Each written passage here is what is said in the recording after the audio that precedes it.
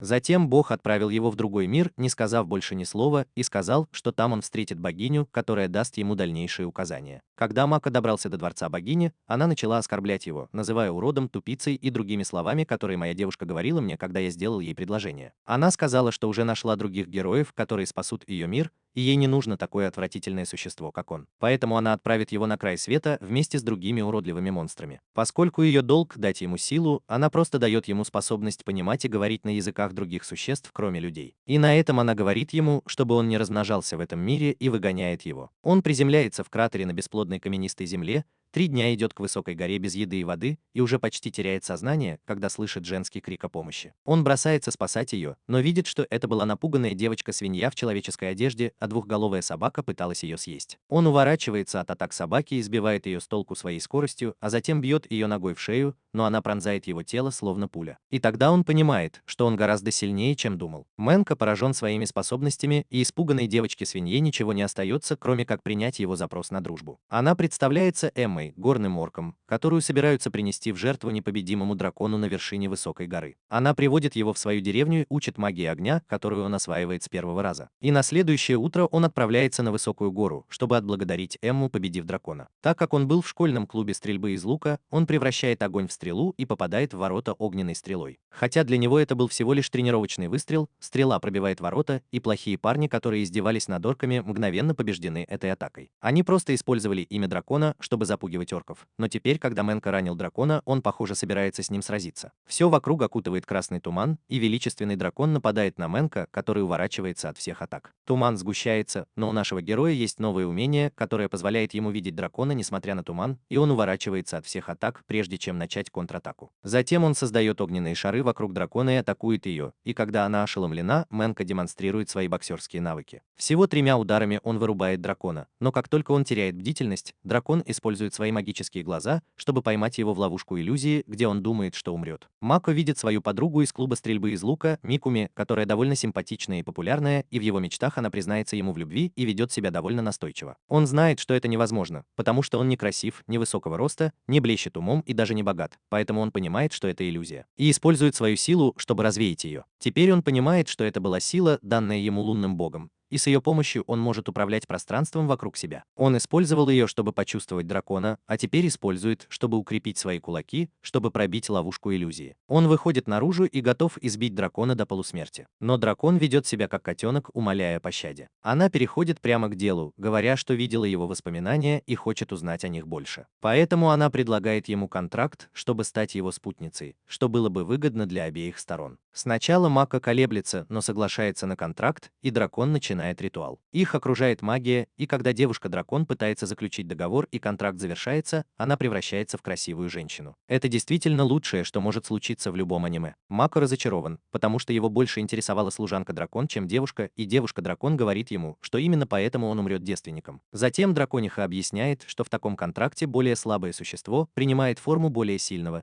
и поскольку она собиралась стать человеком, она стала самураем. Потому что ей нравились исторические драмы, которые она видела в воспоминаниях Мейка. Затем она переносит своего нового хозяина в свой мир, который доступен только ей, и ожидая увидеть там темноту и пустоту, как в моем будущем. Она обнаруживает, что это цветущий лес, который изменился благодаря воспоминаниям Мейка. Увидев такую большую территорию, Мейка думает, что это свободная земля, и хочет построить здесь город, считая, что это будет мистическое и легендарное место. Затем он ведет дракониху к оркам, чтобы объяснить, что она не причастна к их поеданию, и они устраивают вечеринку в честь своего героя. Там он разговаривает с Эммой и думает, что она умная, добрая и даже красивая по меркам орков, и начинает задаваться вопросом, может ли она стать героиней в другом мире. Она не так уж плоха, но только если мы говорим о меню на ужин, а не о девушке. Тем временем дракониха предлагает старости деревни переехать в лучшее место. И на следующее утро все они собирают вещи, чтобы отправиться в ее мир и стать первыми жителями города мечты Мейка. Он пытается убедить их в обратном, но орки настроены решительно, и тогда дракониха забирает их вместе с домами и магазинами в свой свой мир через туманные врата. За неделю орки добились некоторых успехов в строительстве города, а Мако освоил несколько магических элементов. Он выяснил, что лучше всего у него получается управлять водой, а с ветром у него совсем не получается работать. Снаружи орки пытаются срубить деревья, но у них ничего не выходит, и Мако помогает им, используя силу, которую он получил от бога Луны, которого он теперь называет Кай. Он создает вокруг себя свой собственный мир, и там он усиливает свой нож и рубит дерево, как будто оно из масла, а потом поднимает его и бросает в угол. Он даже может использовать Кай, чтобы лечить раны орков, и для этого ему даже не нужна магия. Но он не может сделать это с собой. Потом девушка-водитель возвращается с задания и говорит своему хозяину, что гном был ранен черным пауком-катастрофой, монстром с вечным голодом. Как только она это сказала, гигантский паук проломил невидимую стену, защищающую этот воображаемый мир, и попытался проникнуть внутрь. Если бы там был Трамп, он бы построил более крепкую стену. Гигантский паук-монстр проникает в полумир,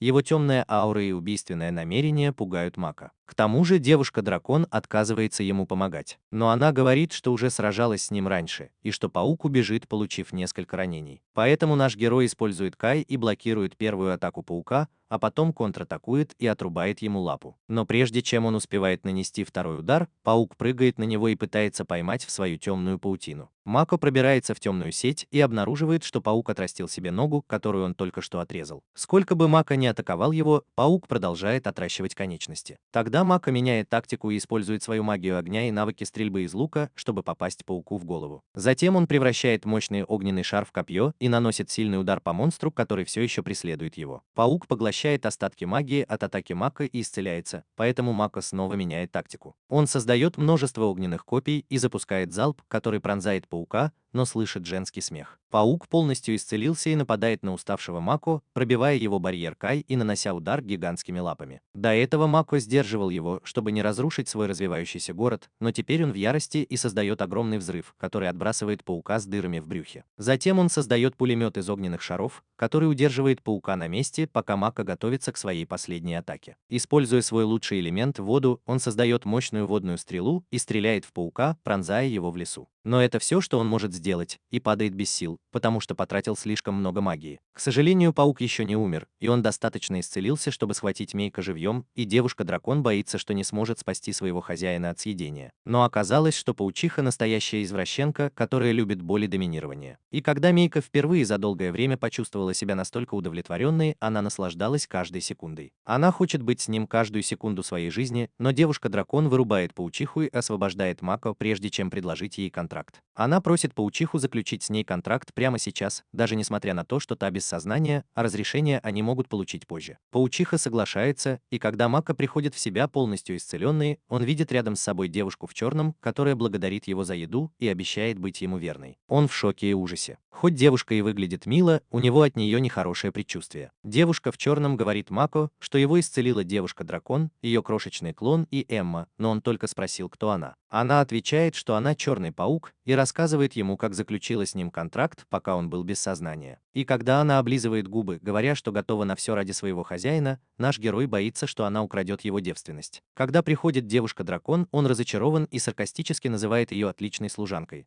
Но драконы не понимают сарказма, и она довольна, думая, что он это серьезно. Затем она представляет старших гномов, которых спасла на днях. Он был из древнего рода гномов, которые создали множество легендарных видов оружия и предметов. И хотя девушка-дракон подшучивает над ним, он очень благодарен Мейко за спасение. У него есть еще одна просьба, и он хочет, чтобы его деревня присоединилась к полумиру. Мейко соглашается на это без проблем. Но дракон Бурл прикрывает его и говорит, что гномам придется выполнить некоторые условия, например, помочь в развитии города и создании оружия. Старший гном не возражает и говорит, что убедит свой клан через несколько дней, но девушка-дракон подкупает его чешуей, чтобы он сделал это быстрее. И Мако может просто наблюдать за тем, как его подчиненные выполняют задания. После этого слуги обращаются к Мейко с просьбой. Они хотят, чтобы он дал им имена, и хотя он думает, что в этом нет ничего особенного, они очень настойчивы и не примут простое имя. Мейко долго думает, как назвать девушку-дракона, и хорошенько поразмыслив, называет ее Томо, в честь самой храброй женщины-самурая в истории. Ей очень нравится ее имя, и она начинает светиться от радости. Затем она объясняет, что когда мастер дает имя монстру, это увеличивает его силу. Я думаю, что то же самое произошло в другом аниме на нашем канале. Тома говорит, что есть особое имя, которое может раскрыть ее силу, но вместо этого она просто хочет, чтобы у ее хозяина было обычное имя. Следующим идет паук, и Мейка называет его Мио, и это имя делает его очень послушным. На следующий день Мака обнаруживает в своем городе огромную толпу разных существ, среди которых орки, гномы, люди-пауки и люди-ящеры. Он в шоке, потому что никогда раньше не видел последних. Но прежде чем он успевает спросить своих слуг, они представляются толпе, а затем проводят демократические выборы, чтобы выбрать себе хозяина. Мака не может отказать оркам, которые очень этого хотят. Затем к Мака подходит глава гномов и говорит, что он выглядит почти как человек, и это его обижает. Но потом он говорит, что если бы Мака не была послана богиней, то он не смог бы управлять таким могущественным слугой, и еще больше расстраивается. Мака злится и выходит из себя, но глава гномов рад, что Мака не богиня,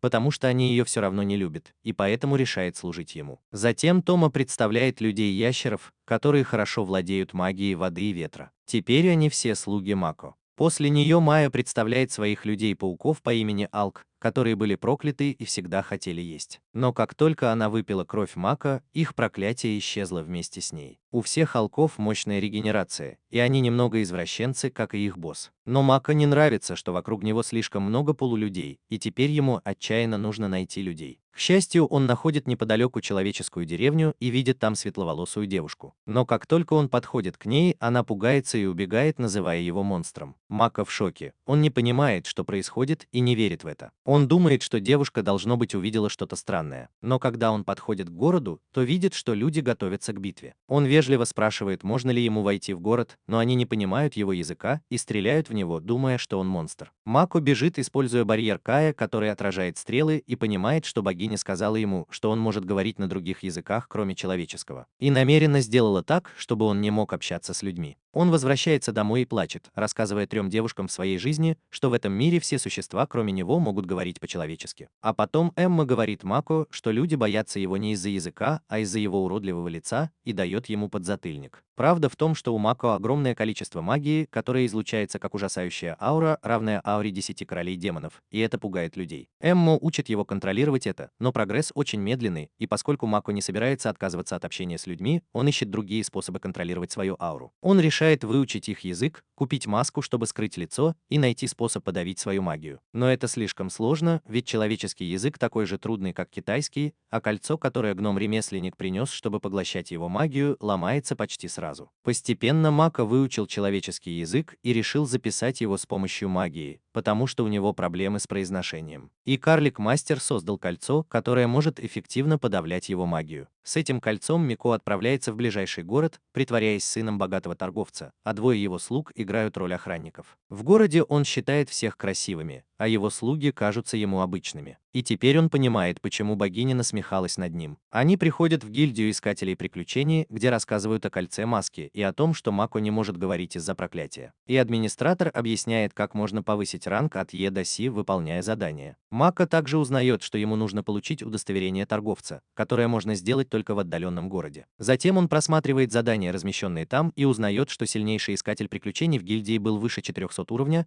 и то же самое касается его 2 слуг. Но им не хватает маленьких измерительных свитков, и им нужно что-то побольше и потолще. Поэтому сотрудники приносят большие свитки, которые могут измерять уровни до 1600. Уровень Тома едва превышает 1300, а у Майо 1500, и Тому очень этому завидует. Пока все еще не могут в это поверить, Тома спрашивает у администратора о самом сильном искателе приключений в стране и узнает о женщине по имени София Булга, которая убила дракона по имени Лансер и достигла 900 уровня. Тома знает этого дракона и не любит женщину-убийцу драконов, своего заклятого врага. Но Мако проверяет свой уровень в гильдии и узнает, что он всего лишь 1-й уровень, и вся гильдия смеется над ним. Затем он снимает комнату в гостинице на ночь, и управляющий берет с него дополнительную плату, пока Тома не пригрозил, что разгромит гостиницу, если ему не снизит цену. Но все остальное в городе тоже тоже слишком дорого, и девушка-дракон думает, что это подозрительно и может привести к захватывающему приключению. Мако говорит, что за ними следят, и оставляет самурая позади, а сам ведет Мио на свидание, и по дороге они встречают бедную девушку. Девушка хочет что-то сказать, но колеблется, и Мако просит Мио поговорить с ней. Он ожидал, что она будет нежной и доброй с девушкой, но она пугает ее, и Мако шлепает ее, говоря, что так с детьми не разговаривают. Затем он разговаривает с девушкой, которая говорит, что у нее есть просьба, и не успев ее озвучить, она плачет и обнимает Мако, эмоционально манипулируя им, чтобы он ее приютил. Один из искателей приключений наблюдает за происходящим из темного угла и радуется, что девочка хорошо справляется со своей задачей. В номере гостиницы девушка представляется Рин и говорит, что сначала ее отец ушел за молоком и не вернулся, потом ее сестра ушла зарабатывать на хлеб и тоже не вернулась. И теперь, когда она осталась одна и без денег, она просит помощи у Мако. Тем временем Тома ведет повозку с их товарами, когда на нее нападают вооруженные грабители, но они слишком медлительны и слабы по сравнению с ней. Она легко уклоняется от их атак, и ей достаточно одного удара, чтобы переломать им все кости в груди. Затем она одним взмахом меча убивает двоих из них, берет в плен третьего, чтобы допросить, и ведет его в номер отеля, где Майко отчитывает ее за то, что она без необходимости убила 3 человек. Затем он видит рисунок сестры Рин, который нарисовала маленькая девочка, и с этого момента Майко не по себе. Она выглядит в точности как его возлюбленная Накими, поэтому он проверяет воспоминания пленницы и узнает, что ее банда похитила Накими. Он приказывает Майе и Тома немедленно найти ее, и они удивляются, почему их хозяин так нетерпелив. Девочки всю ночь пытаются быть детективами, а на следующий день Мако берет Рин с собой на рынок, где продает фрукты с самолета демона за 500 золотых монет. Когда они возвращаются, бедная девочка может думать только о том, что ее сестра пропала, и оставила ее одну отбиваться от акул. Но тут она видит кого-то и бежит к нему, говоря Мако, что она просто ненадолго забежала домой. Но он достаточно проницателен, чтобы заметить, что происходит, и использует свой кай, чтобы выяснить, что Рин докладывала какому-то авантюристу, который попросил девочку украсть у торговца 500 золотых монет. Он угрожает девочке, что если она этого не сделает, то ее сестра пострадает, но если она украдет деньги, то они обе будут свободны от долгов. Рин стоит перед моральной дилеммой, но ради сестры она решает предать человека, который дал ей кров и еду. Мако все слышит и думает, что этих людей уже не спасти, но этот город отчаянно нуждается в герое. Тем временем Тома и Мэй уже сделали свою работу и выяснили, что Ту жива и находится в подземной тюрьме. Она больна и слаба, но Мэй легко ее исцеляет, а затем ломает дверь и просит Ту пойти с ними. Но их останавливает самый сильный искатель приключений в городе, ковбой по имени Милс,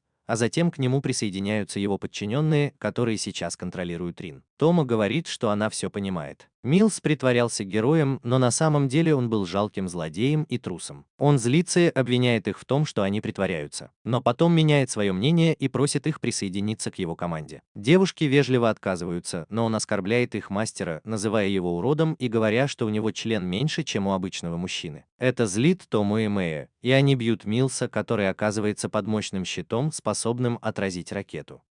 Тома еще больше хочет сражаться, и следующим ударом она ломает щит и отправляет Милса в стену, а затем избивает всех остальных. Мэя тем временем разбирается с остальными бандитами, разрушая стены и освобождая других искателей приключений, которых там держали. У нее появляется шанс побить Милса, отчего его лицо опухает, а губы становятся больше, чем у свиньи. Остается главарь бандитов, и Тома заманивает его в свою иллюзию, где он представляет себя героем из другого аниме, где есть щупальца. Теперь, когда с бандитами покончено, девушки разрушают здание, а Мио, собрав последние силы, удерживает заложника. Злые девушки бьют его и отправляют на Луну. Затем они начинают спорить, кто из них победил больше бандитов, и просят Таэ быть судьей. Они хвастаются своей силой, и в результате их спора город полностью разрушается, как будто на него упали метеориты. Затем они мирятся, и Мио благодарит Мако, а та оказывается его возлюбленной, точной копией, вплоть до цвета волос. Даже их параметры были одинаковыми. После этого пришло время наказать 2 непослушных девушек за разрушение города, и Мако просит Мио дать ей немного шелка, чтобы связать их вместе. А затем привязывает шелковую веревку к стреле. Он стреляет в небо, и я уверен, что именно так НАСА отправит следующего человека на Луну. Чтобы избежать ответственности за разрушение города, Мако скрывает правду от всех, сбегает из города вместе со своими 2 девушками, Рин и спасенными ими по пути авантюристами. Они направляются в торговый город, и благодаря силе Тома воспоминания авантюристов, путешествующих с ними, стираются, и они думают, что это произошло из-за нападения монстров. В центре телепортации Мако пытается разлучить Майю и Тому, чтобы их ревность не разрушила еще один город. Он рассказывает Тома истории о самураях, которые становились сильнее, когда уходили из дома, и ей нравится эта идея. И она сразу же просит разрешения отправиться в дикую местность и тренироваться. Теперь, когда приезд торговца закончился, Мио думает, что все внимание хозяина будет приковано к ней,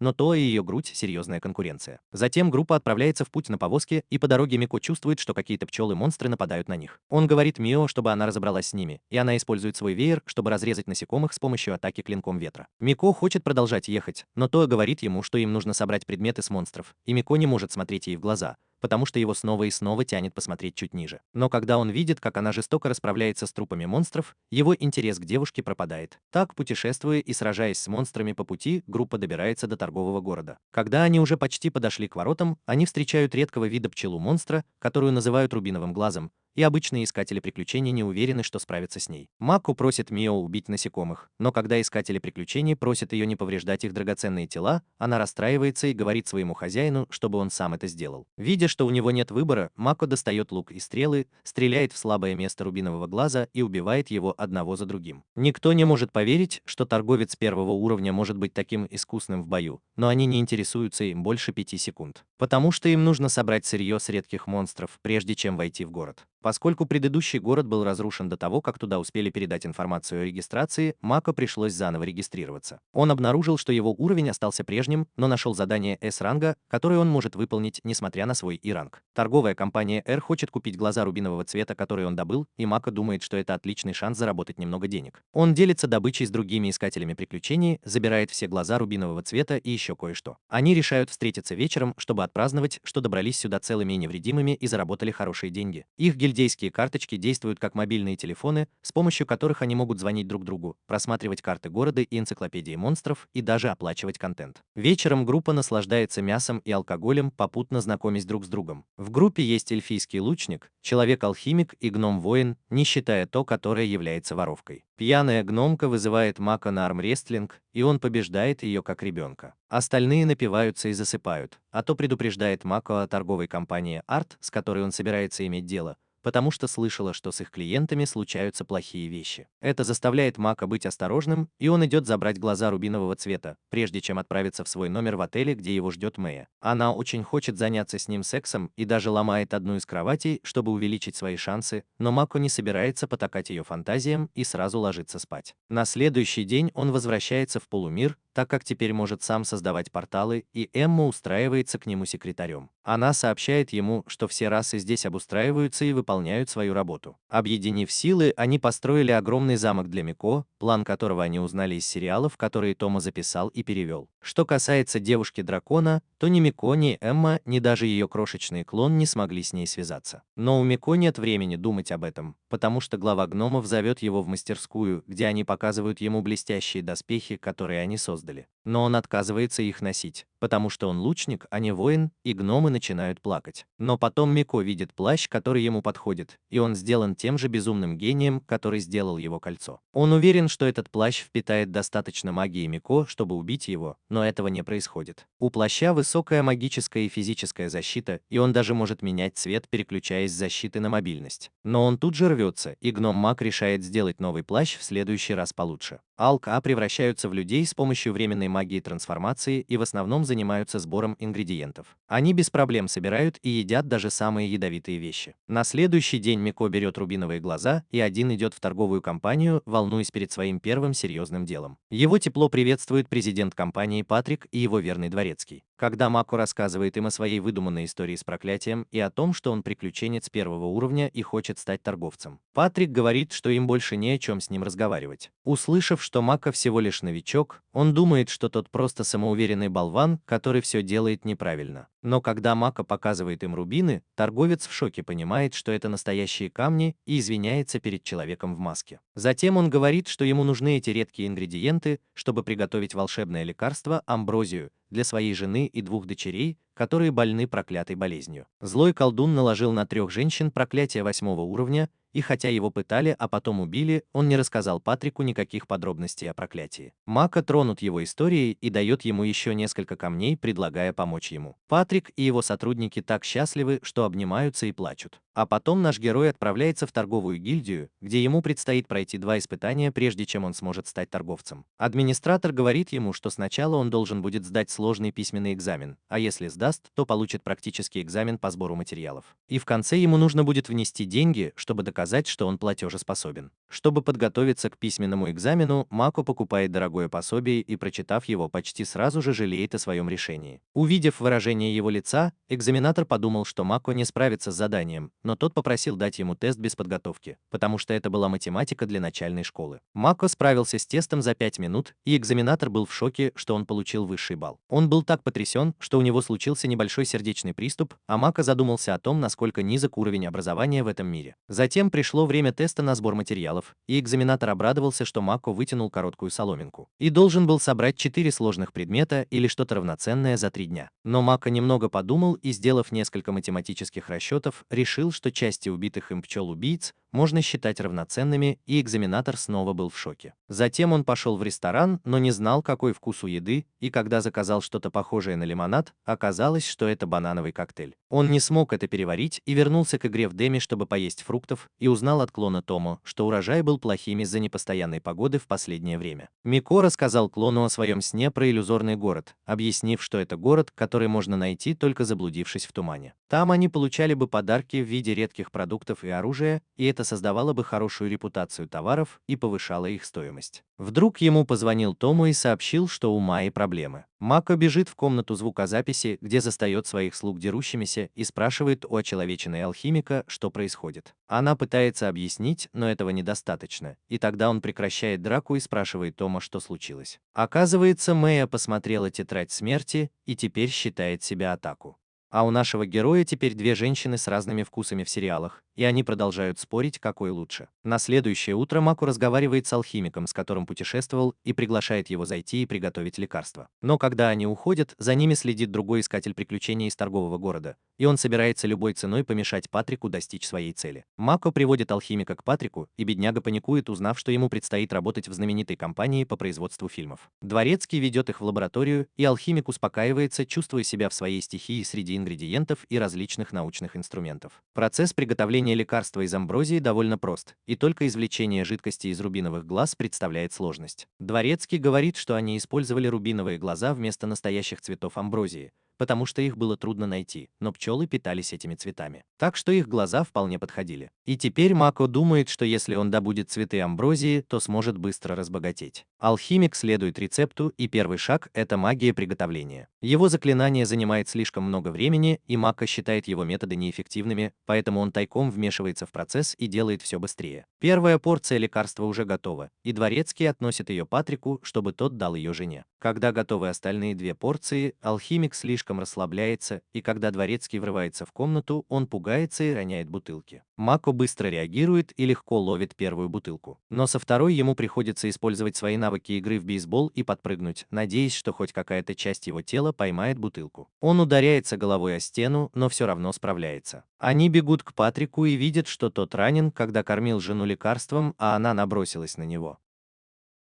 Алхимик говорит, что это может быть защитным механизмом проклятия, и Патрик начинает рассказывать свою историю и говорит, что теперь он слишком напуган. Мако сочувствует ему и предлагает усмирить его жену, и хотя Патрик говорит, что для человека 1-го уровня это будет слишком сложно, все остальные верят, что Мако справится. Он входит в разгромленную комнату и использует лекарство, чтобы выманить женщину. Он не ожидал, что она окажется уродливой, лысой, похожей на лягушку-зомби, которая нападет на него из ниоткуда, но он легко уклоняется от ее первой атаки. Мако знает дзюдо, поэтому когда зомби-женщина снова нападает на него, он сбивает ее с ног, и пока он ее удерживает, Патрик заставляет ее выпить лекарство. И она приходит в себя, но все еще выглядит ужасно без волос. Затем он лечит ее дочерей, где такие же лысые зомби, и первая из них притворяется Человеком-пауком, пока Мека не останавливает ее, и она выздоравливает. Алхимик приносит последнюю дозу лекарства, но неуклюже роняет ее, и она снова разлетается по воздуху, но дворецкий ловит ее, как я ловлю чувства к аниме-девушкам. Последняя пациентка еще в сознании и умоляет Мака бежать, но он помогает и ей вылечиться.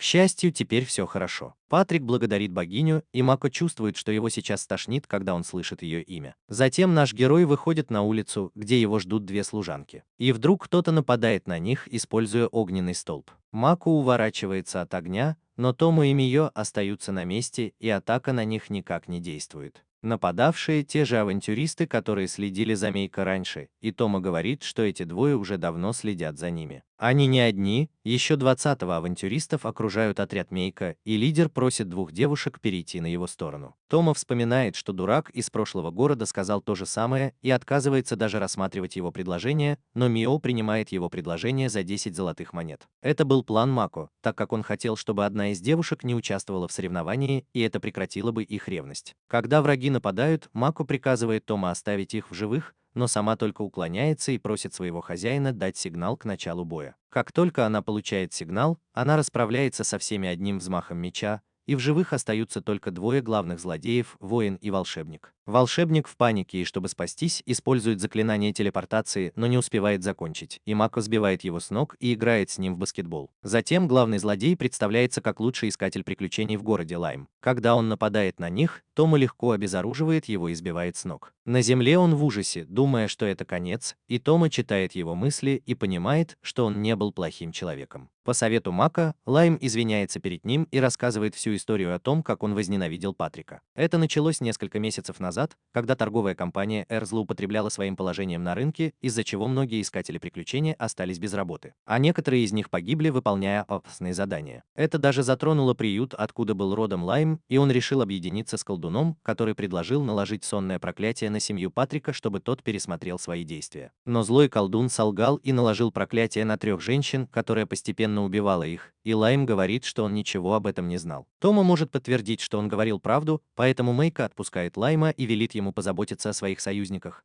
но прежде чем тот успевает уйти, Мэй забирает у него больше денег, чем было оговорено. Затем Лайм идет извиняться перед Патриком, который решает простить его из уважения к Мейко, и поскольку его семья теперь в порядке, Томо берет его под свое крыло и просит шпионить за торговой компанией, которой она не доверяет. Тем временем в полумире возникает небольшая проблема, связанная с Мейкой и 2 его слугами. Эмма объясняет ситуацию растерянному Мако. Воины полумира теряли уверенность в себе после тренировок с ними и проигрывали им с большим отрывом. Начинается обсуждение, и Мако решает сначала все проверить, прежде чем что-то говорить. Но поскольку люди-пауки Мэя были сильнее ящеролюдей Тома, они поссорились. И Мако остановил их драку, прежде чем велел Тома поговорить со своими людьми и взять Мэя с собой, чтобы узнать больше о ситуации. Он идет проверить орков и использует свой Кай, чтобы подслушать их разговор о тренировках и сельском хозяйстве. По их мнению, Мэя и Тома все еще были неплохими учителями, потому что позволяли им приблизиться и давали возможность ударить, если они старались. Но Мейка была безжалостным монстром, который не давал им ни единого шанса. Он очень расстроился из-за этого, а потом пришел Тому и сказал, что ящеролюды сражались точно так же, как и орки, и что оба вида тайно тренировались, чтобы никто не узнал об их технике и стратегии. Мико считает, что это нужно изменить. Он предлагает разным видам обменяться своими сильными и слабыми сторонами, а также стратегиями, а потом сотрудничать и развиваться. У Тома есть идея, как это сделать. Арена быстро построена, и по приказу Мико там собираются воины ящеролюдов и орков. Тома берет на себя ответственность за проведение шоу и говорит, что сильнейшие воины обоих видов будут представлять свои народы и сражаться на дуэли, а маленький клон Тома будет судьей. Битва начинается, и воин-ящеролюд использует воздушную пушку, а затем прыгает и атакует воина-орка, который использует заклинание щита, чтобы блокировать его атаку и контратаковать мощными ударами, которые сотрясают арену. Мако поражен их уровнем, но Тому велела ему сохранять невозмутимое выражение лица, чтобы воины не зазнавались. Затем воин-ящеролюд использует свой сильный воздушный клинок, чтобы разрезать врага, но когда он прыгает, чтобы нанести последний удар, орк хватает его за хвост, раскручивает и швыряет на землю. Судья объявляет конец боя и говорит, что победили орки. Все несколько секунд аплодируют чемпиону, но настроение становится мрачным, потому что Мико все еще сохраняет невозмутимое выражение лица. А потом Тому говорит, что этот бой ее разочаровал. Она говорит, что люди-ящеры и орки были слишком слабы и безнадежны, и они ее разочаровали. Затем она ругает их за то, что они пытались скрыть свои стратегии друг от друга, когда были такими слабыми, и говорит, что они должны стать сильнее благодаря дружескому соперничеству. С этими словами она говорит им, что глупо сравнивать обычных воинов с большой тройкой, и с этого момента они будут участвовать в еженедельных турнирах. А для определения сильнейшего будет введена система рейтинга, и в конце концов в турнире турнире будут участвовать все расы. После резких слов Тома Мако подбадривает двух воинов, говоря, что они показывают большой потенциал. Больше Тома нечего сказать, и он объявляет о начале рейтинговых турниров в демо-пространстве. На следующий день наш герой и его девушки приходят в гильдию искателей приключений и узнают, что у них срочное задание, так как лучший искатель приключений Лайм ушел на пенсию. А многие другие были ранены, но администратор не знает, что Мако была причиной всех ее проблем. Она просто хочет, чтобы Мако подготовил сильных искателей приключений, которые станут кандидатами номер один в будущем, и он сразу же вспоминает о команде Тома. Он просит Тома тренировать их, и она берет на себя ответственность сделать женщину, которая похожа на возлюбленную ее мастера, достаточно сильной, чтобы он не беспокоился о ней. Ее тренировки очень интенсивные и тяжелые, и в конце она заставляет их сражаться с группой сильных монстров, когда они даже одного такого победить не могут. Искатели приключений терпят поражение и едва не получают ранения, когда Тома ставит барьер между ними и обезьяноподобными монстрами, называя их бесполезными и критикуя их плохую стратегию. Она говорит, что они просто безрассудно атаковали монстров, но этого было недостаточно, поэтому теперь она научит их новой тактике. Сначала она просит алхимика создать ловушку из грязи и добавить в нее парализующее зелье. Затем она просит эльфийского лучника занять высокую позицию. Воин-гном будет сражаться с монстром лицом к лицу, а Тоа будет использовать свои навыки скрытности, чтобы нанести завершающий удар сзади. И такой простой магии, как закрыть дыхательные отверстия монстров водой, было достаточно, чтобы убить их, и искатели приключений были в ужасе, узнав, насколько свирепым был Тома. После этого они следуют ее тренировкам и охотятся на всех монстров и их босса. Они очень устали, и Тома говорит им, что они молодцы. Но в следующий раз им придется самостоятельно победить целую стаю обезьяноподобных монстров, если они хотят стать лучшими в гильдии искателей приключений этого города. И следующий раз не за горами, так как Тома оставляет искателей приключений возле логова монстров и говорит им, что они должны победить их завтра утром. Она дает им ночь на то, чтобы разработать стратегию, и они не уверены, что смогут это сделать в их нынешнем состоянии. Но несмотря на это, они возвращаются, победив вторую группу, и рассказы о двух боссах монстров служат доказательством того, что они стали одной из сильнейших команд в городе. И Тома ставит всем своим ученикам зачеты. В полуплоскости Мако приказывает Мио найти цветы амброзии, так как он планирует использовать их для приготовления лекарства, которое будет его самым продаваемым товаром. Тем временем он отправляется в город, чтобы найти хорошее место для магазина, и просит Патрика сдать ему в аренду помещение в одном из зданий торговой компании. Патрик поручает дворецкому все устроить, а сам начинает расспрашивать Мако, почему тот не хочет купить свой собственный магазин, а хочет арендовать. Причина проста. Мако узнал от гильдии торговцев, что если торговец открывает магазин в стране, то страна просит его шпионить для нее. Он не хочет этого делать и хочет, чтобы ему помог кто-то, кто ему очень обязан. Патрик все это знает и предлагает Мако открыть магазин в нейтральном городе, который не принадлежит ни одному королевству. Тогда ему не придется шпионить ни для одной страны. У Патрика есть связи в этом городе, и Мако с радостью принимает его предложение. Мако основал свою собственную торговую компанию, поэтому жители полумира устраивают для него праздник. Мэя хочет, чтобы ее хозяин уделял ей больше внимания, но Тома понимает, что этот день должен быть посвящен остальным жителям, и уводит ее соперницу. Увидев, что двое слуг отошли от него, другие люди начинают подходить к Мако. Первая девушка-оборотень, которая научилась превращаться в человека. Она выглядит и говорит как жизнерадостная девушка, человек лет 20, и рассказывает о том, как ходила в лес неподалеку, чтобы узнать о цветке амброзии. Они нашли пруд с множеством цветов, и точное место отмечено на карте, которую она дает Мако. Но потом она добавляет, что в лесу был получеловек-полузверь, который охранял цветок, поэтому они ничего не принесли. Мико тоже считает, что нужно быть осторожными и не ввязываться в драки с незнакомцами. Следующим выступает представитель ящеров, который участвовал в первой битве, и он рассказывает, что учился быть самураем у Тому. И Мако думает, что он наверняка заразится синдромом идиота-мечника. После этого гном, который первым попал в полумир, рассказывает, как он завидует двум девушкам, которые могут сопровождать своего хозяина, но он все равно доволен. Он говорит, что полумир был почти бесконечным, и в нем было все, что им нужно, его можно было назвать их раем. Он говорит, что хочет продавать оружие, и Мако говорит, что он может открыть магазин в новом месте, чтобы продавать оружие людям. Затем появляется орк, которого Мико когда-то лечил, и говорит, что ему поручили сопровождать людей в иллюзорном городе.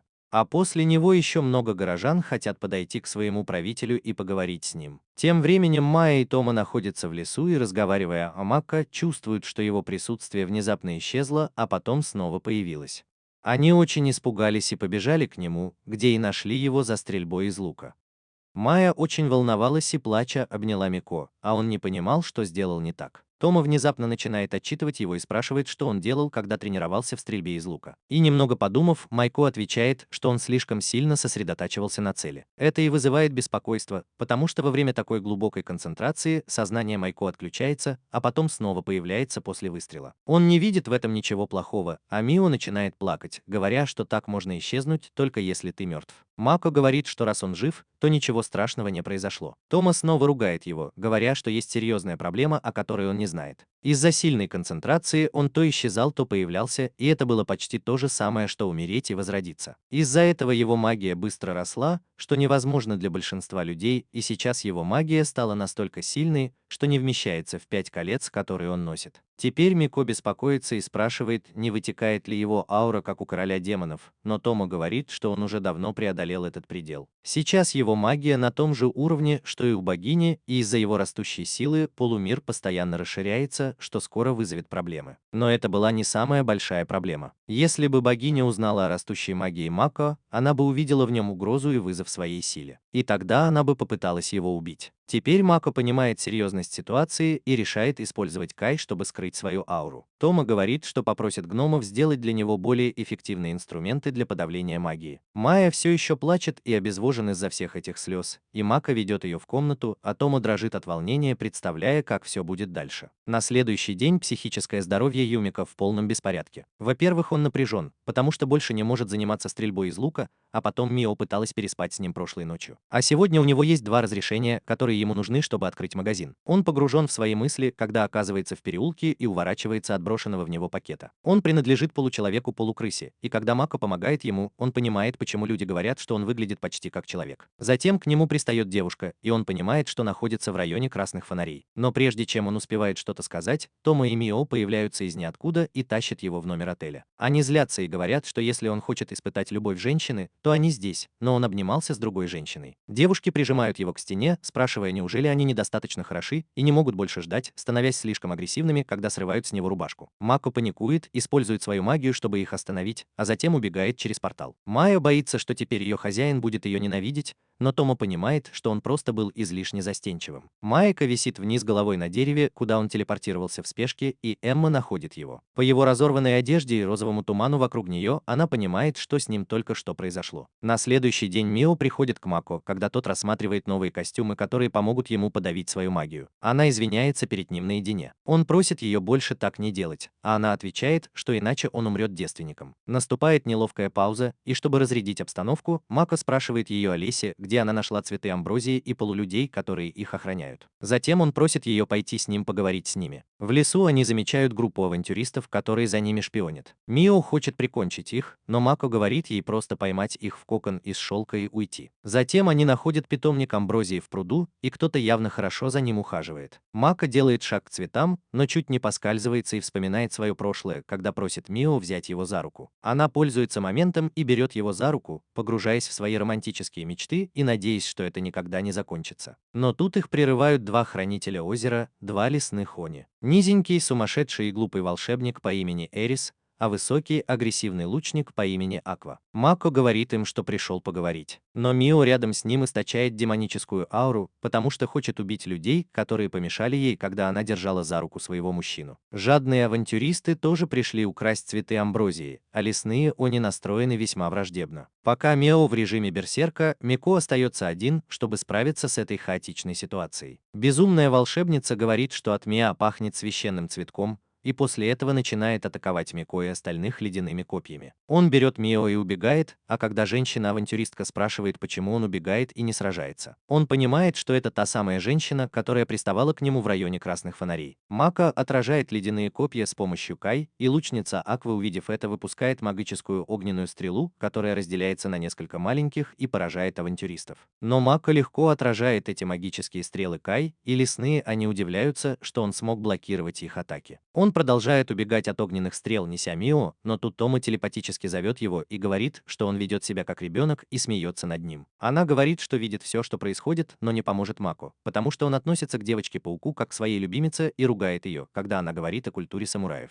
Он отвечает, что позволит ей делать катаны и даже откроет завод по производству алкоголя. И эта взятка действует на девочку-дракона, и она рассказывает своему хозяину, как выжить в этой ситуации. Во-первых, она говорит ему создать дымовую завесу вокруг остальных авантюристов, и если лесные они не смогут их увидеть, она затянет их в иллюзорный город с помощью своих врат. Мако следует ее инструкциям и использует огненный шар, чтобы создать дым, чтобы Тома могла выполнить свою работу. Затем она говорит Мако, что нужно успокоить девочку-паука, накормив ее любимой едой, его кровью. Майко порезал руку об острый ледяной шип и дал его ей, а она с удовольствием все съела и облизнулась, поблагодарив его за угощение. Теперь, когда ничто его не сдерживает, Мико решает вступить в бой и первым нападает Эрис. Она создает мощный ледяной шторм, чтобы атаковать незваных гостей, но Мэй использует свою темную магию, чтобы поглотить заклинание, пока лесной они все еще его произносит. Пораженный хитростью своей служанки, Мико предупреждает ее вспышкой света, а затем бросает ослепительный огненный шар. Лесные они на несколько секунд замирают, и Мико использует это время, чтобы сломать их посох и лук. И на всякий случай, если у них есть еще какое-то оружие, просит Мио связать их своим прочным шелком. Захватив их в плен, он говорит, что он всего лишь торговец,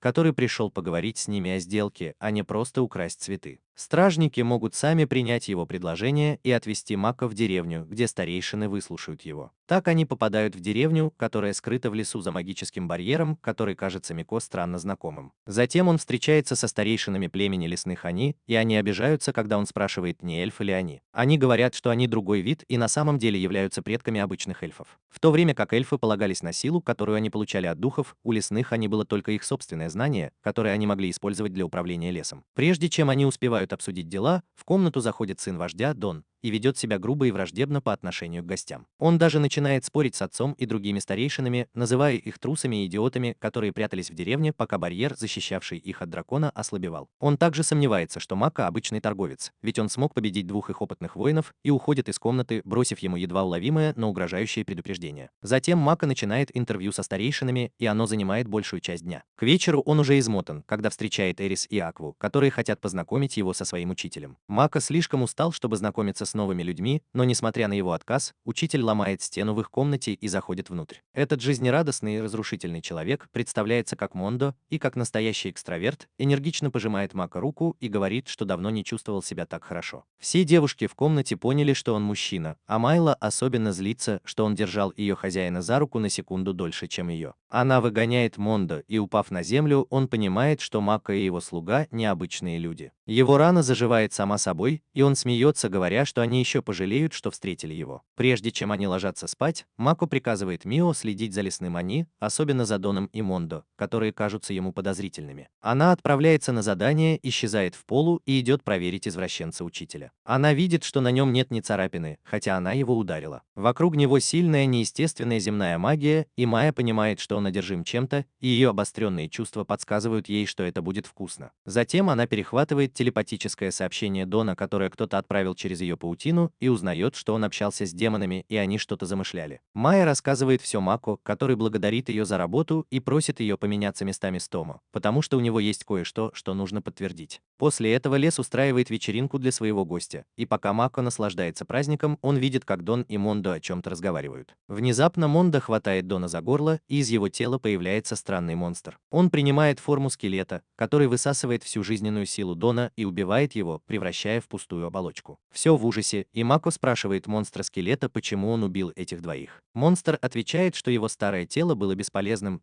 потому что он высосал из него всю жизненную силу, а второй мужчина сотрудничал с демонами, которых он не любит. Теперь скелетообразному монстру интересно, что Меха не боится его ауры, и он хочет задать ему несколько вопросов. Но наш герой уже многое знает о монстре и рассказывает его историю. Он был ученым, который очень жаждал знаний, поэтому проводил запрещенные эксперименты и создал себе бессмертное тело, чтобы мог вечно учиться. Это, по сути, определение Лича, которое Мако узнал из видеоигр, и оно очень впечатлило скелета монстра. Он называет Мако удивительным, но все равно уверен, что победит в бою. Он планирует использовать мощную атаку, атаку и предупреждает, что если Мако уклонится, то лесной Они позади него погибнет. Но Мако отвечает, что не собирается уклоняться и примет удар как мужчина. Лич пытается проклясть Мако, но тот устойчив к любым статусным эффектам из-за своей огромной магической силы, а затем использует слабую копию силы Мэя, чтобы поглотить атаку тьмой. Он поглощает всю силу Лича и побеждает его, но не убивает. Лич падает на колени, и Мако говорит, что допросит его позже, но тут среди толпы появляется Тому и телепортирует Лича с помощью врат тумана. Лесные Они в ужасе от силы Мейка и теперь считают его настоящим чудовищем. Старейшины в страхе раскрывают свой план, говоря, что хотели усыпить его бдительность во время праздника, а потом незаметно казнить. Мако в ужасе, но Тому прерывает разговор, прежде чем он успевает что-то сказать. Она узнает вождя эльфов и называет его по имени, но он не помнит, что видел ее. Тома напоминает ему, как он, будучи молодым, чуть не плакал и умолял ее создать защитный барьер вокруг его деревни,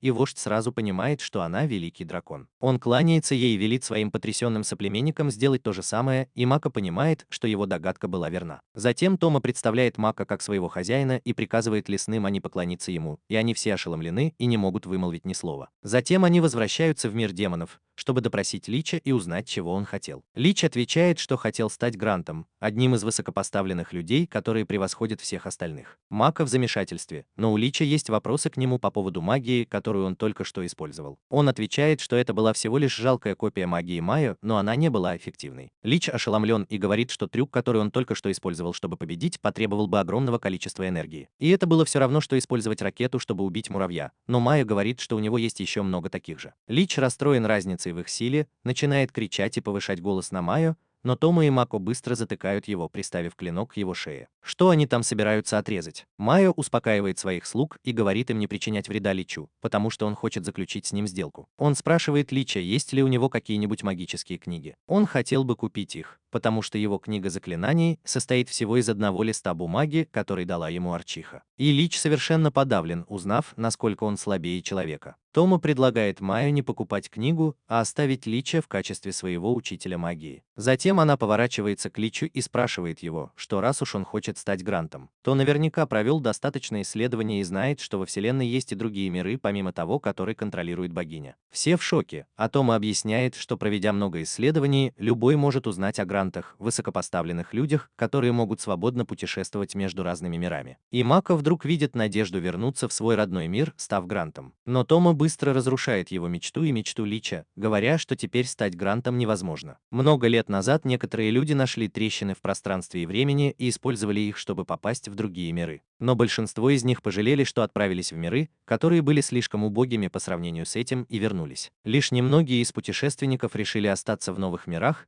и начать там новую жизнь, как родители Мако. Так они стали Грантами после завершения своего путешествия, и до того, как отправиться в другой мир, они не были высшими людьми. Мако опустошен, но спрашивает, возможно ли это хотя бы теоретически.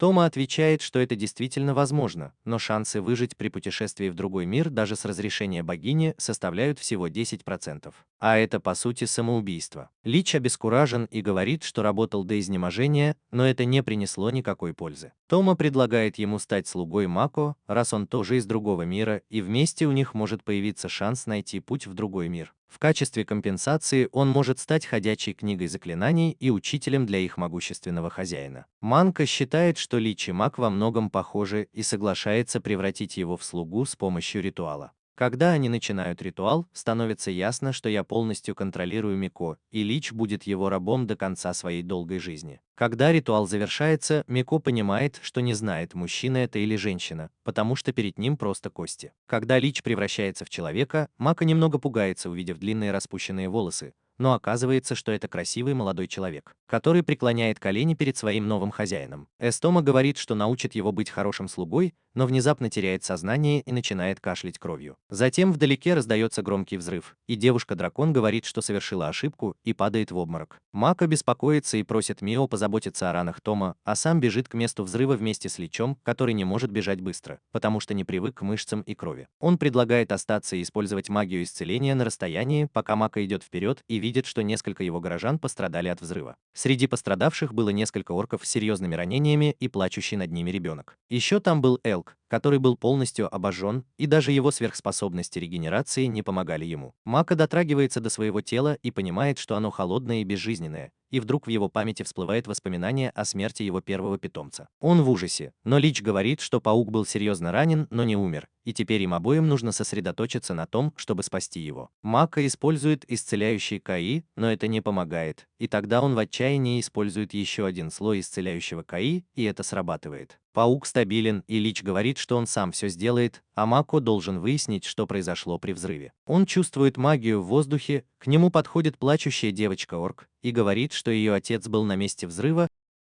Pet dying pop up in his его первого питомца. Он в ужасе, но Лич говорит, что паук был серьезно ранен, но не умер, и теперь им обоим нужно сосредоточиться на том, чтобы спасти его. Мака использует исцеляющий КАИ, но это не помогает, и тогда он в отчаянии использует еще один слой исцеляющего КАИ, и это срабатывает. Паук стабилен, и Лич говорит, что он сам все сделает, а Мако должен выяснить, что произошло при взрыве. Он чувствует магию в воздухе, к нему подходит плачущая девочка-орк и говорит, что ее отец был на месте взрыва и пытался помешать людям что-то украсть. Мако бежит туда и видит, что в небе открылись врата, и чувствует, что на другой стороне находится искатель приключений. Там есть и другие врата, но они нестабильны, и он чувствует присутствие клона Томо, других искателей приключений и орка. Врата внезапно исчезают, и сознание внутри них угасает, и Мако понимает, что это то, о чем говорили Майо и Тому, когда человек исчезает после смерти. Но один из искателей приключений еще жив, и он пытается спасти ее, чтобы она рассказала, как произошел взрыв. Мако протягивает руку сквозь врата, и воспоминания искательницы приключений разрывают его разум на части и вызывают сильнейшую головную боль в его жизни. Он узнал, что эта авантюристка была хитрой, коварной и расисткой женщиной, которая подстроила встречу с ним, чтобы подобраться поближе. Когда она попала в иллюзорный город, то стала смотреть на орков свысока и решила вместо подарков воровать вещи. Вместе со своей группой она украла вещи из мусорного контейнера, думая, что это ценные предметы, а когда Арчонок заметил их, они его прогнали. Другой орк и сова пытались остановить их ради собственной безопасности, но они напали на них, а потом бросили сумку, чтобы прогнать их. В сумке было одно из колец, которое впитало силу Мако, и оно вот-вот должно было высвободить всю накопленную энергию, но клон Тома использовал водную стену, чтобы защитить всех. Но взрыв был слишком мощным, и клон Тома погиб, а вместе с ним и другие парни. Увидев это, разум Мако помутился. Несмотря на разрушение и смерти, главная преступница осталась жива,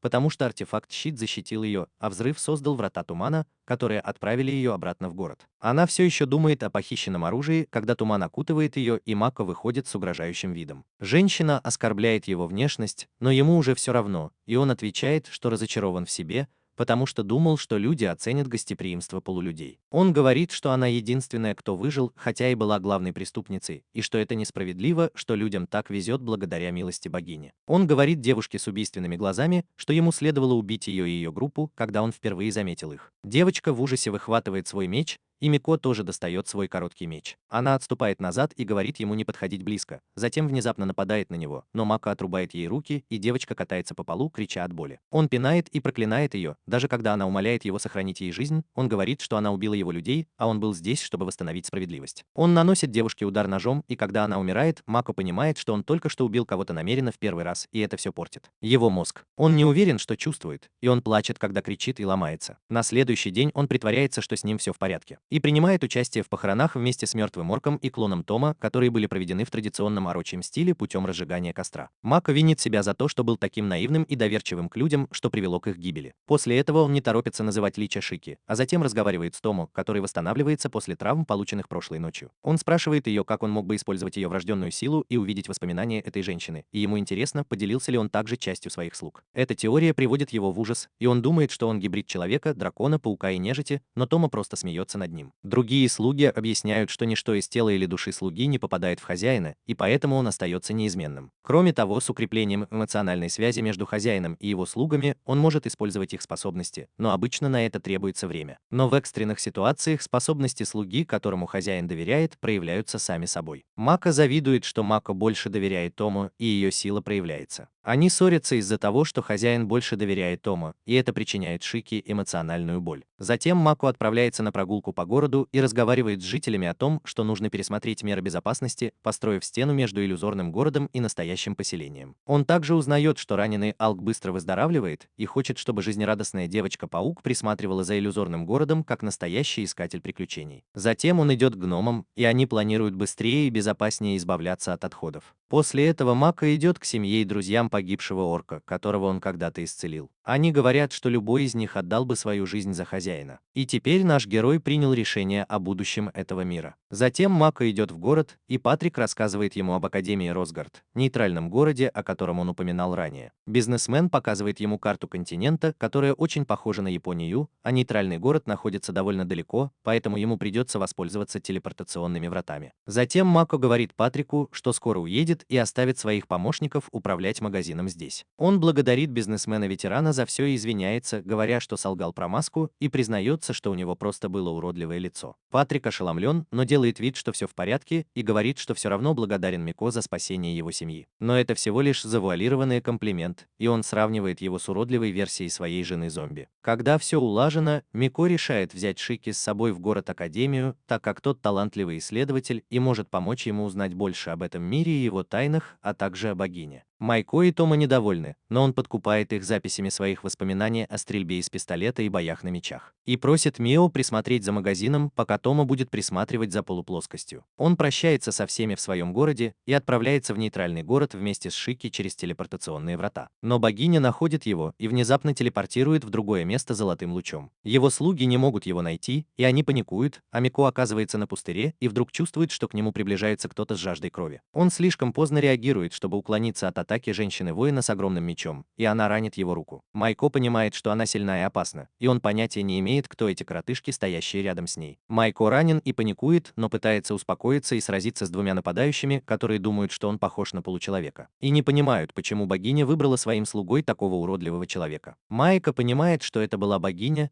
и когда он пытается связаться со своими слугами, никто не отвечает на его телепатический зов. Женщина-воин снова нападает на него, и он использует свой защитный КАИ, чтобы блокировать ее атаки, а затем накладывает жгут, чтобы остановить кровотечение. Движения Майка сбивают женщину с толку, и она спрашивает, не получеловек ли он, а скорее химера, созданная на основе человека. Наш герой чувствует себя оскорбленным больше, чем когда-либо. Он спрашивает нападавших, кто они такие, и женщина представляется как София Болга, убийца драконов и авантюристка номер один в королевстве. А ее напарник — это дракон-копейщик, который должен был погибнуть, но он помогал ей, используя свою силу, чтобы стать ее мечом. Они говорят, что перешли на сторону демонов в войне, и теперь все люди — их враги, какими бы уродливыми они ни были. Майка на мгновение теряется и не может ничего ответить женщине, а потом вспоминает, что она сказала, что это была война, и использует свой КАИ обнаружения, чтобы узнать, что большая армия демонов собирается напасть на людей. Он понимает, что это было поле битвы в последней войне между людьми и демонами, и он случайно оказался здесь. Нападавшие думают, что Майка — слуга богини, который пришел сюда, чтобы помешать армии демонов продвигаться вперед, и их задача — убить его. Он также понимает, что не может сбежать в такой ситуации и готовится сразиться с Софией Копейщиком, сменив свой плащ на режим ловкости. Он вызывает огненные шары в небе, а затем обстреливает их градом пуль. Когда они блокируют его атаки, он пытается убежать и спрятаться. Но на его пути вырастают хрустальные стены, и под ним появляются хрустальные шипы, и он едва успевает увернуться от них. Кроме того, София и Лансер действуют очень слаженно, и первая меняет положение кристаллов в воздухе, чтобы нанести неожиданный удар по Мико, который блокирует ее атаку Кай. Но один удар разрушает его защиту, и он оказывается в невыгодном положении. София говорит, что у него вообще нет техники, и его спасает только невероятная сила. Она думает, что это была богиня защиты, и чтобы противостоять ей, надевает демоническое кольцо, которое снимает защиту. Кольцо делает свое дело, и София думает, что теперь Мико слишком слаб, чтобы сражаться с ними. Но он отвечает, что раньше даже не получал защиту от богини, и Лансеру становится любопытно. Он спрашивает, почему он спустился в золотом луче, который использовала только богиня, если он не был ее слугой. И наш герой отвечает, что он ничего не знает, и у него нет причин сражаться с ними. Нападающие отказываются слушать его и вместо этого просят назвать свое имя перед смертью. Мико представляется торговцем первого уровня, и София насмехается над ним, говоря, что если бы он был торговцем, то она была бы просто официанткой в гостинице. Но в любом случае она выполнит свою миссию, убив его. Она думает, что без богини милосердия будет легко, но Манка решает показать им свою настоящую силу и развеять их сомнения. Он улыбается, снимает одно кольцо, и его мощная аура шокирует нападающих. Затем он использует свою усиливающую магию, чтобы сделать свое тело сильнее, и высвобождает скрытую магию, создавая мощную ударную волну и разрушительный столб огня. Просто показав свою силу, он отбрасывает двух нападающих, а затем обнаруживает их с помощью своей магии и достает свой козырь. Особую стрелу, созданную гномами, которая всегда попадает в цель. Затем он призывает огненный лук и стрелу и выпускает мощную стрелу, которая летит в сторону двух нападающих, пробивая дым и пыль. Они готовы защищаться, но это только их предположение. Стрела в небе разделяется на множество мелких частей, пробивает их щиты и отбрасывает их. Затем Мико использует водную стрелу, и Лансер понимает, что он действительно был проклят богиней, и когда они сняли с него проклятие, он стал еще сильнее. Мико выпускает водную стрелу, и Лансер восклицает, что вода его сильная стихия, и создает барьер, чтобы остановить стрелу. Но когда две атаки водной стихии сталкиваются, он понимает, что талант Мико к магии воды превосходит его собственный, и в результате он замерзает. Наш герой рад, что наконец победил, но София снова нападает на него, и он уклоняется от ее первой атаки. Но затем она насмехается над ним и наносит удар с той стороны, от которой он не может увернуться, и он решает использовать свою стрелу, чтобы блокировать атаку. Дварфская технология оказалась намного лучше меча, созданного с помощью силы Лансера, и меч разбился, а дракон закричал от боли. Прежде чем Мака смог одержать победу, Софи подкралась к нему сзади и попыталась задушить. Лансер создал в небе кристаллы и заменил ими Софию, поднимая ее все выше и выше, пока она не покинула атмосферу. А затем сбросил Мака с высоты, пока ее напарник уводил ее в безопасное место. Падая, Мака подумал, что кристаллы на его пути опаснее высоты, и начал стрелять по ним огненными шарами, чтобы уничтожить их. На земле Софи и Лансер были уверены в своей победе, но вдруг небо озарилось, как в ночь на 4 июля, и с неба посыпались огненные шары, поражая сразу и людей, и демонов. Мака поднялся так высоко, что мог видеть своих врагов, и использовал свою последнюю атаку, чтобы победить их. Он снял все свои кольца, наполненные магией, и соединил их с дварфской стрелой и элементом воды, чтобы создать самую мощную атаку, на которую был способен. Он выстрелил, но слишком сосредоточился и исчез в воздухе. Стрела стала огромной, и когда она ударилась о землю, кольца одно за другим разбились, и все вокруг замерли, а затем произошел гигантский взрыв воды, который быстро схлопнулся. От удара образовалась воронка, а оставшаяся энергия превратилась в воду, образовав новое озеро, в котором едва выжившая София и Лансер плавали. Они подумали, что Мака, должно быть, тоже погиб, и девушка решила, что если он жив, то она сама его убьет. Мако просыпается в своей спальне в полумире, окруженный двумя прекрасными служанками, которые рады видеть его здоровым. Затем он рассказывает Томомо о том, что драконий рыцарь не погиб, а стал напарником Софи, и они оба перешли на сторону демонов и напали на него. Шики предполагает, что богиня, вероятно, заставила Мейка сражаться с демонами, захватив телепортационные врата и отправив его на поле боя. Мака соглашается и говорит, что он слишком слаб, чтобы противостоять богине, поэтому он хочет пойти в академию вместе с Шики и как можно скорее научиться основам магии. Тома и Мио тоже хотят пойти с ним, но он убеждает их, что они его козыри, и он должен защищать их от богини. Девушки краснеют от комплимента и соглашаются с его решением, прося позвать их, когда придет время действовать. Затем Тамул знакомит Мако с ее новым крошечным клоном, который почти такой же, как предыдущий, но с другим цветом волос. Она говорит, что использовала одно из магических колец Мако в качестве основы для создания этого клона, чтобы стать сильнее и не расширять предыдущий. Вспомнив свое пребывание в предыдущем клоне, он растрогался и решил назвать ее Кома. Тома пользуется моментом и говорит, что поскольку клон был создан из их объединенной маны, она стала для них как дочь, и Тома ревнует, как и хотела драконья девочка. Кроме того, Тома завербовал лесных Они, чтобы они стали жителями полумира, и они проходят суровые тренировки, сражаясь с ящерами и орками-чемпионами. С другой стороны, Акира взяла на себя роль хозяйки иллюзорного города и ведет себя как симпатичная девушка-подросток, перед которой трудно устоять.